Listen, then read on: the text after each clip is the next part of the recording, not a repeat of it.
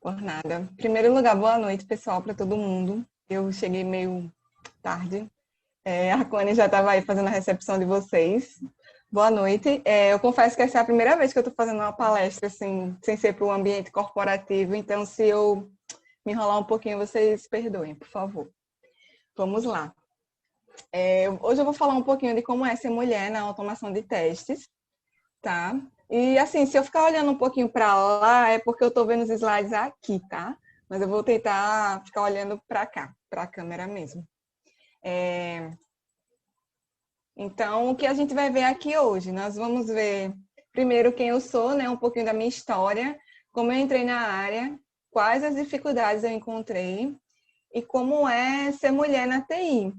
Os primeiros passos da automação e como implantar a automação na empresa de vocês, né?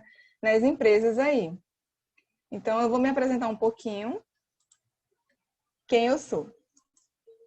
Hello! Eu sou Estefânia, né? Eu tenho 32 anos e estou há 5 anos na área de tecnologia. Eu vou contar um pouquinho de como começou, como eu entrei na área. Eu confesso que eu entrei na área meio assim que de bolo, falando assim bem a grosso modo mesmo. Eu confesso que lá em 2013, quando eu ingressei na minha graduação, eu ingressei mesmo porque era o que tinha na faculdade. Sendo bem sincera com vocês, eu fiz um curso técnico de logística e aí a faculdade, eu sou do interior de Pernambuco, uma cidade a 60 quilômetros da capital. Então, na cidade que eu morava, na época só tinham duas universidades, eram duas, e uma delas estava com essa promoção aí, que quem fez esse curso de logística, esse curso técnico, então poderia entrar na faculdade ganhando um desconto. E aí, no dia da palestra lá, que eles iam anunciar o curso, tudo, dentre eles, o rapaz que estava apresentando os cursos, ele era o coordenador de sistemas, do curso de sistemas de informação. E aí ele apresentou o curso, mas com um amor, de um jeito tão assim, que eu olhei assim e disse, velho, eu quero fazer isso. Então eu tinha várias opções, tinha turismo, logística, várias coisas, mas aí eu acho que foi mais pela apresentação dele mesmo. Eu resolvi ingressar na área. Na época, eu não trabalhava em nada que fosse com tecnologia, eu era vendedora numa loja de móveis. A única certeza que eu tinha na vida é que eu queria fazer faculdade, porque eu sabia que eu não queria passar o resto da minha vida sendo vendedora, não desmerecendo quem é vendedor, mas assim, eu dizia assim, não, eu quero mais que isso, eu quero mais. Então, para mim, foi bem assim que eu entrei. E aí eu comecei a fazer faculdade e já comecei a encontrar, assim, vários meio que problemas por eu ser mulher. Isso é que eu vou falar um pouquinho agora. Quais as dificuldades eu encontrei? Eu já encontrei dificuldades já direto na faculdade, minha gente, porque na minha sala inicialmente eram 48 pessoas, sendo que eram 5 mulheres. Duas desistiu já na segunda semana e só ficou eu e mais duas. Então, assim, eu sempre fui muito desse jeito, assim, ó, menininha, sempre fui muito assim. E eu via que eu tinha preconceito até das outras meninas, porque elas meio que se vestiam mais um pouco assim, meio masculino, mais para poder ingressar ali, porque era um ambiente totalmente masculino. Então, eu já sofri preconceito até pela minha roupa que eu usava. Quando o professor falava alguma coisa assim, tipo, fazia alguma pergunta que eu respondia e respondia errado, aí eu escutava lá no final, tinha que ser mulher. Então, assim, coisas bem desse tipo mesmo. Mas, assim, eu sempre tinha em mente o seguinte: machismo, preconceito, eu vou encontrar em todo lugar. Aqui pode ser que eu encontre até mais do que em outros lugares, mas não vai deixar de existir. E eu não posso deixar me abater por isso. Então, meio que foi bem desse jeito mesmo.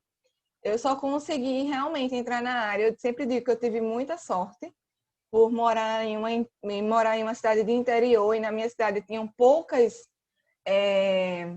empresas de TI, e eu meio que dei sorte de uma dessas empresas estavam precisando de um desenvolvedor para aplicativo móvel. E aí, um monitor da faculdade, um rapaz que ele dava monitoria para gente, ele falou comigo, perguntou se eu queria. E eu meio que assim, eu só tinha ido bem em uma cadeira, na cadeira de desenvolvimento para dispositivos móveis. E aí eu fui e falei assim, eu vou. Eu tinha tirado uma nota boa na matéria, mas vocês sabem que, tipo assim, desenvolvimento de faculdade é totalmente diferente de um desenvolvimento que você vai desenvolver para um ambiente corporativo. Você tem que pensar em várias outras coisas. Tipo, você tem que pensar em performance, você tem que pensar em armazenamento de dados, em várias coisas que na faculdade você não pensa nisso. Você quer fazer que o negócio funcione e o professor não vai avaliar esse tipo de coisa. E eu sabia disso já, mas mesmo assim eu encarei com a cara e a coragem. Não acertei valor com o rapaz, eu meio que fui realmente só para pegar a experiência mesmo. Eu disse, não, eu vou fazer. Confesso que até hoje eu nunca terminei esse aplicativo, mas em meio a isso aí, isso tudo, surgiu uma vaga nessa empresa para trabalhar como suporte e ele foi e me chamou, porque eu tinha aberto essa porta. Então, eu acho que a gente nunca deve deixar as oportunidades passarem. Quando a gente está começando na área, a gente tem que se agarrar realmente com o que a gente tem, com as oportunidades que aparecem, porque às vezes, através disso, a gente pensa assim, ah, não vou fazer porque é de graça, não sei o quê, não acertei nem valor. Mas às vezes é essa coisa aí de graça que faz com que a gente, tipo assim, abra outras portas. Acho que quando a gente está começando, a gente tem que pensar muito nisso. Eu sempre fui muito assim, tipo, a oportunidade chegou, não vou deixar passar. Se eu vou receber ou não, eu vejo depois. Mas eu vou pegar, eu estou precisando. Então, foi bem assim. E comecei nessa empresa como suporte, depois migrei para a área de testes, e aí fui conhecendo um pouquinho da automação. E fui, gente. Estou aí até hoje. Tive muitas dificuldades em aprender no Agora dá início. para. Oi? Alguém falou alguma coisa? Ah, tive muitas dificuldades para aprender no início a questão da automação, a questão de estrutura de dados, como você. Tive muitas coisas, muitas dificuldades, mas a gente vai driblando, o Google está aí.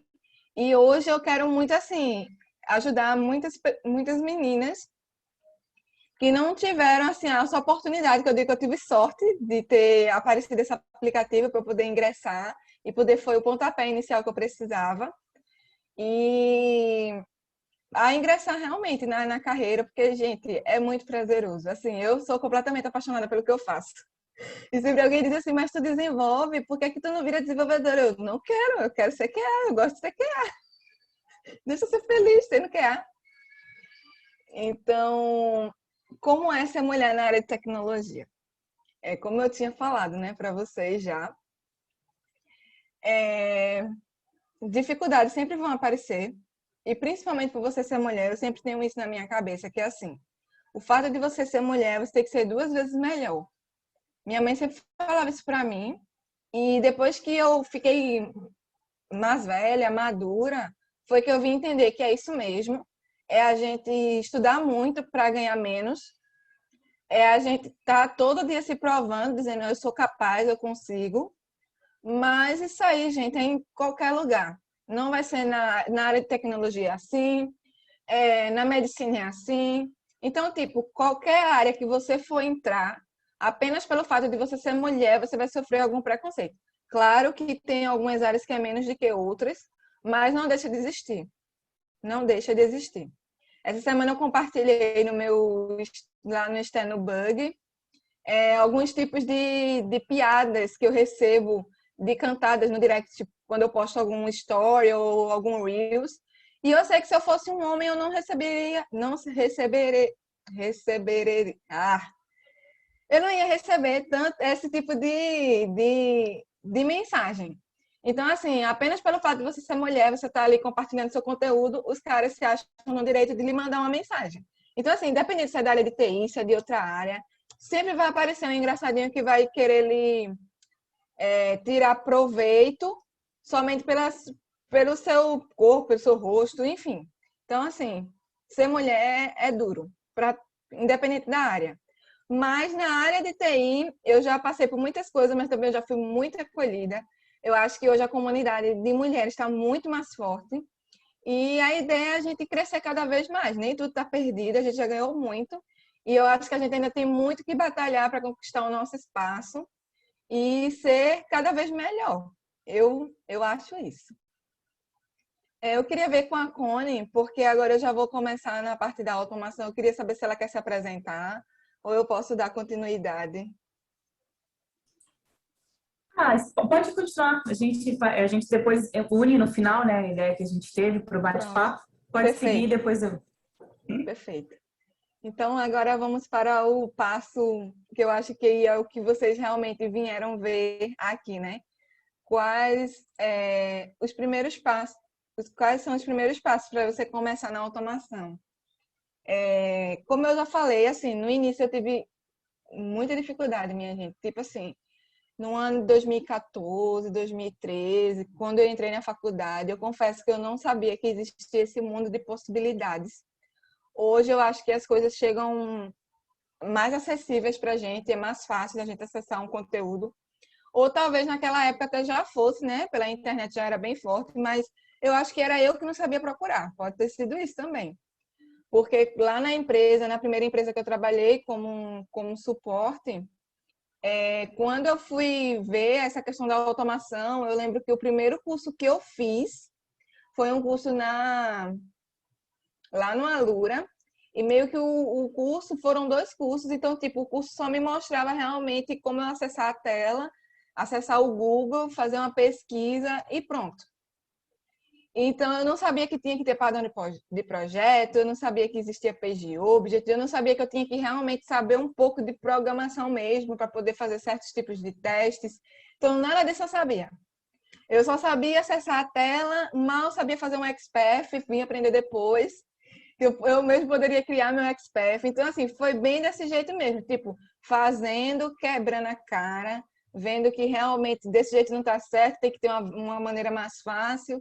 E aí foi quando eu fui entrar nos meetups e descobri que tem um mundo de possibilidades na área de QA. Então, hoje eu estou aqui para falar para vocês coisas que eu passei realmente por experiência própria, que foi quebrando a cara mesmo e descobri, não, eu vou ter que saber isso aqui para poder conseguir fazer isso aqui. Então, o que eu preciso saber antes de automatizar? Estudem técnicas de testes.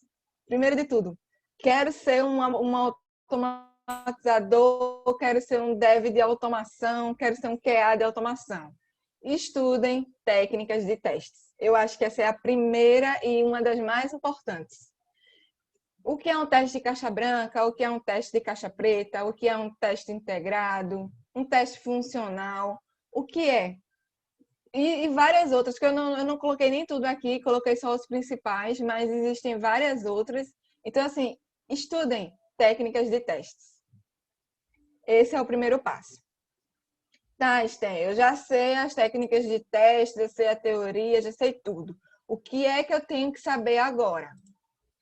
Aprender bem uma linguagem de programação. Não precisa ser um expert, ser um desenvolvedor. Não precisa, mas você precisa entender o básico daquela linguagem. Tipo, eu vou escolher a linguagem Java, um exemplo. Você tem que aprender a percorrer um array, pegar um elemento numa lista, saber tipo, os tipos de dados. Eu quero aprender com Node. Tá, é a mesma coisa. Tem que aprender a percorrer um array, percorrer um objeto, pegar um elemento numa lista, saber o básico, minha gente. Porque eu vejo muita gente que diz assim, a automação é difícil. Não é difícil. É fácil. Certos tipos de testes é difícil porque você tem que ter um nível de desenvolvimento. Tem que ter pelo menos o básico, você tem que saber. Porque assim, por mais que você percorra uma tela, faça um XPathzinho lá, percorra ela, bote uma certa, mas vai chegar um tipo de teste que você não vai conseguir fazer só com aquilo. Você vai ter que desenvolver uma lógica para o seu teste funcionar. Ô, gente, se eu estiver falando muito rápido, vocês me avisem. Eu não estou vendo o chat aqui, mas a Cone dá um grito aí, por favor. Tá ótimo, Steph, E pode se tiver continuar. alguma pergunta também, podem levantar a mão aí, que eu vejo. Vou tentar. A Cone me ajuda, por favor. Tá. Pode deixar. Tá, Esté. E qual é a linguagem de programação que você indica?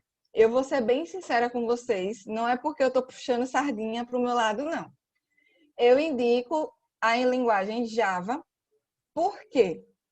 Por ser uma linguagem fortemente tipada e ter um conceito muito forte de orientação a objeto. Então, assim, você entendendo bem o Java, qualquer outra linguagem que você pegar para automatizar vai ser mais simples. Eu já participei de processo seletivo onde eu tive que fazer automação em Node. E, tipo assim, eu fui bem sincera, assim, na entrevista. Eu não sei nada de Node, assim, eu sei o básico. Aí a pessoa falou assim para mim, se você consegue automatizar em Java, Node vai ser fichinha para você. E dito e feito, eu peguei um curso qualquer aí, fui ver a estrutura do JavaScript, como era, tudo. Tirei de letra.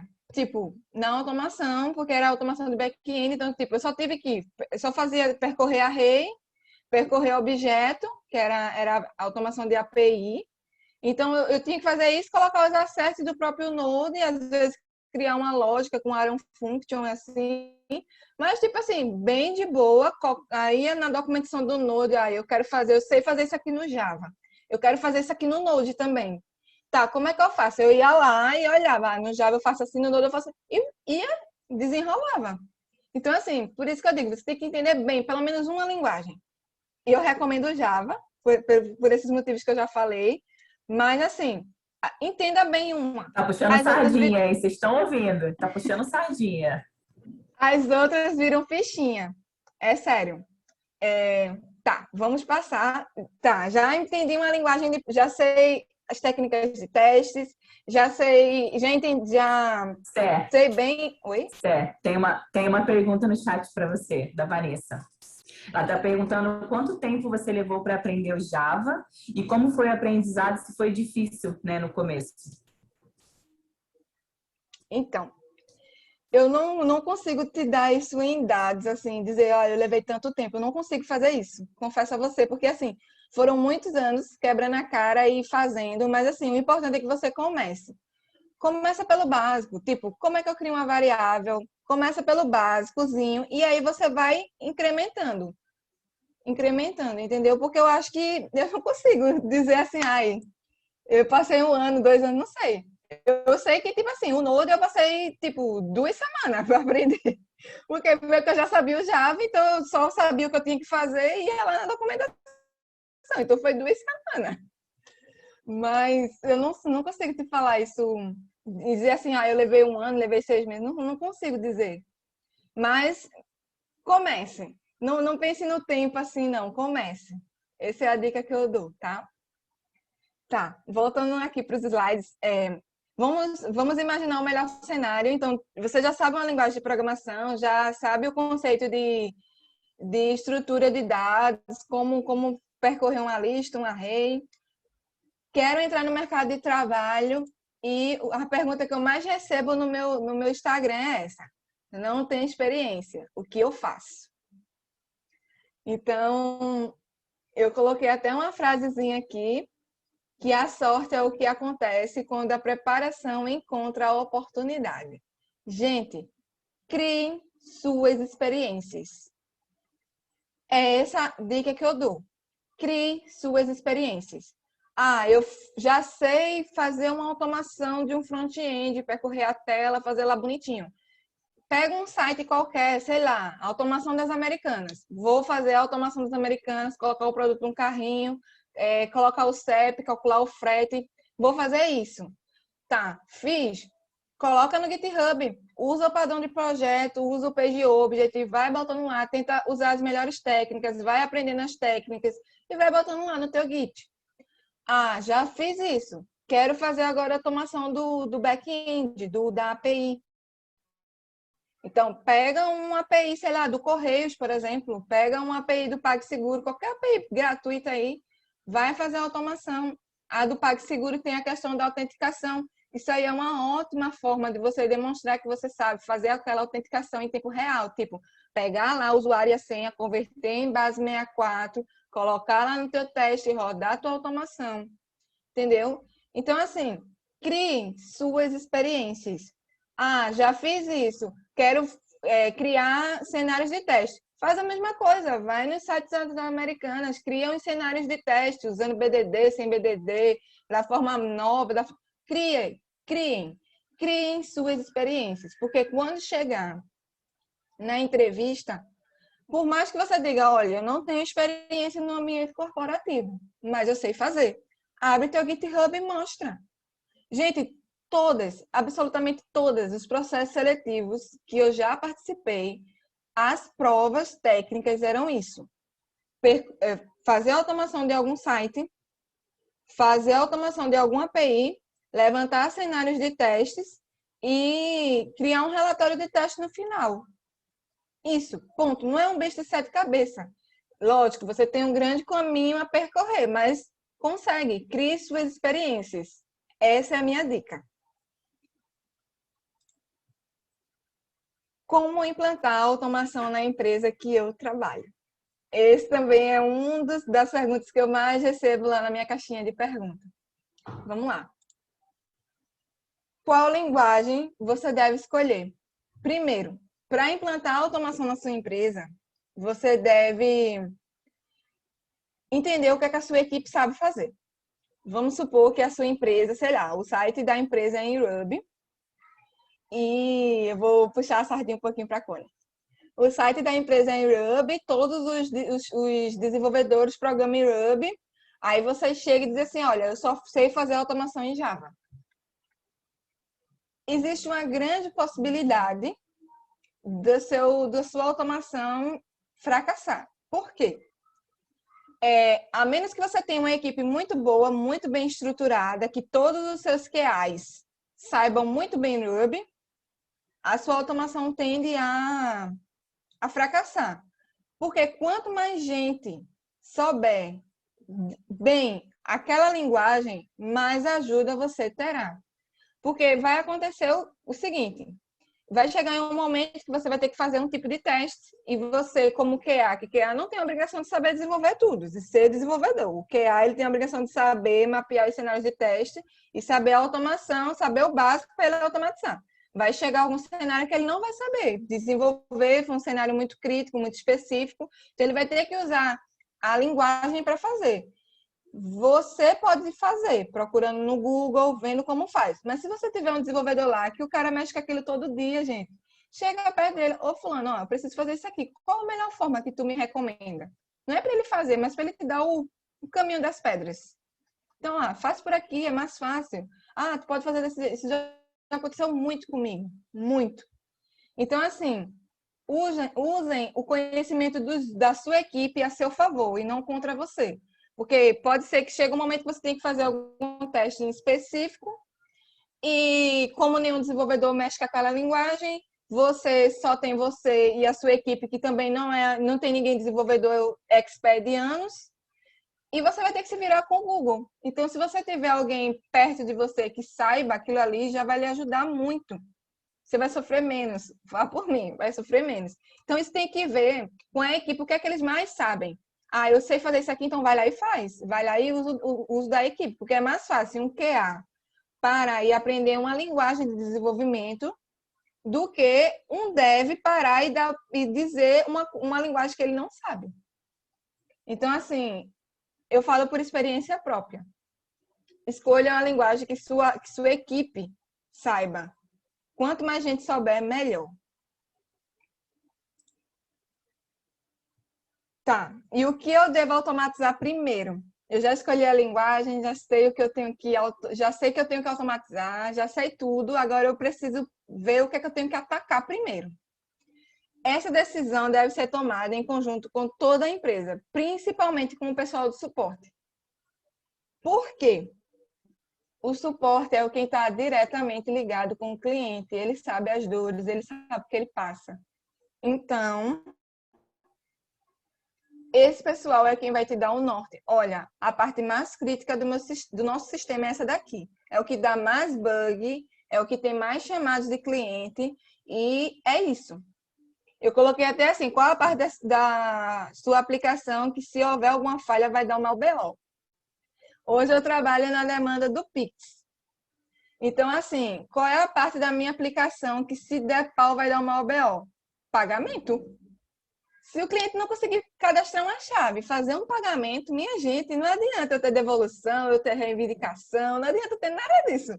A parte principal da minha aplicação é cadastrar a chave e fazer pagamento. Ponto.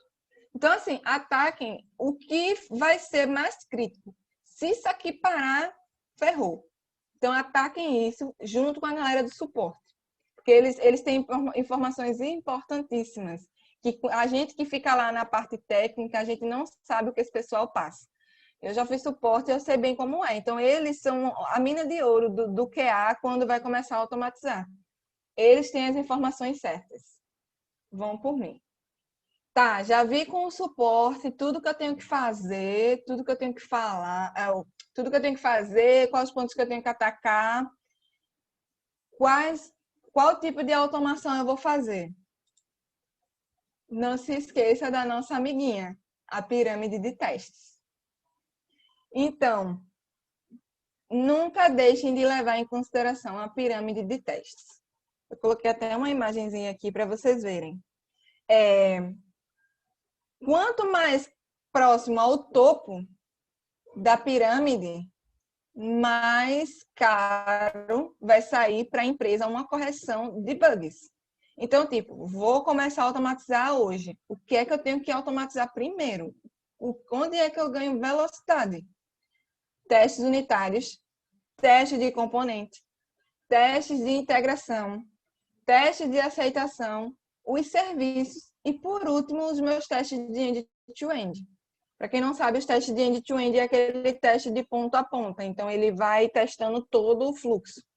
Então, assim,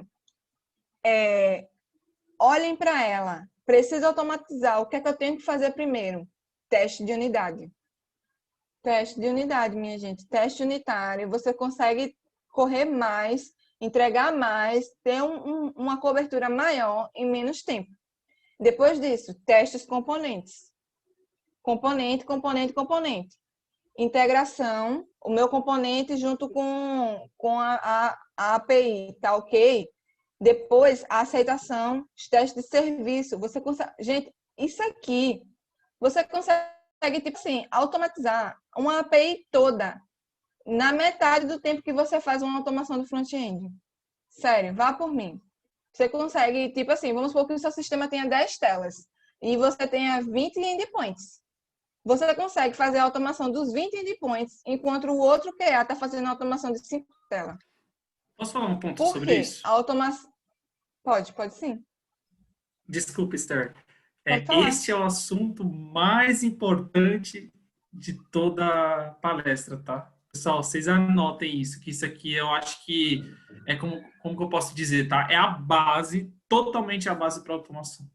Sim. Não importa se Sim. for com Java, com Ruby, com C Sharp, enfim. Esse aqui é a base. Se você sabe como funciona uma pirâmide de teste, cara, aí sim eu falo para vocês que realmente é um skill de automação muito forte. Que muitas empresas de verdade, nem conhecem e outras que conhecem, mas não querem aplicar por dificuldade, por mão de obra, seja conhecimento. Então, assim, esse cara aqui é o primordial. Desculpem, é que eu não consegui me Não, controlar. Esse tudo cara aqui é bem. o Que bom sensacional. Pode que teve esse continuar. reforço. Mas é isso aí, gente. É sério mesmo. Você consegue correr com a automação, tipo assim, de um serviço, na metade do tempo que você faz um teste de fluxo de tela. Por quê? Fluxo de tela tem várias variáveis, tem questão de... você tem que pegar ID, criar XPath, é muita coisa. Então, tipo, o custo é muito maior. O tempo que você demora para fazer aquele fluxo ali é muito grande. Já no serviço, já na questão dos testes unitários, nossa, você consegue fazer assim, ó, bem rápido. Então, tipo, com isso, você consegue ter uma cobertura grande de testes. Não que você vai deixar de fazer os testes lá das telinhas. Não é isso que eu estou dizendo, viu? Mas, tipo, se tiver que atacar primeiro, olhe para a pirâmide de testes. Olhe para a pirâmide de testes. Porque isso aí é custo, é tempo, é estresse, é tudo. Já imaginou você criar uma automação de um sistema inteiro e, tipo assim, no final, teve uma alteração em uma tela, tua automação já não funciona mais, tu já está testando outra coisa, aí tu tem que voltar para corrigir aquilo ali, tu passa um dia inteiro para corrigir aquele teste ali, e tuas coisas estão lá paradas. Tipo, os testes não que isso não aconteça também nos testes de serviço, nos testes de unidade. Acontece, mas a correção é mais rápida. Você consegue ganhar velocidade.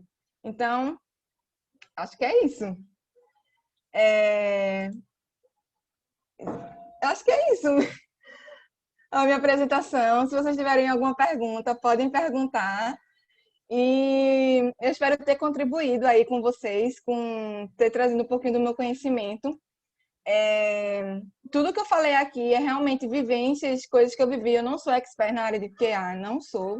Conheço pessoas muito mais instruídas, mas assim, o pouco que eu sei, eu tento passar lá no Stanubug. Vocês podem me contactar lá no meu LinkedIn. Sempre que eu posto no Stanubug, eu posto lá no LinkedIn. Então, assim, eu tento realmente trazer para a comunidade, trazer mais gente para a comunidade, principalmente mais mulheres, mais meninas. E acho que é isso, gente.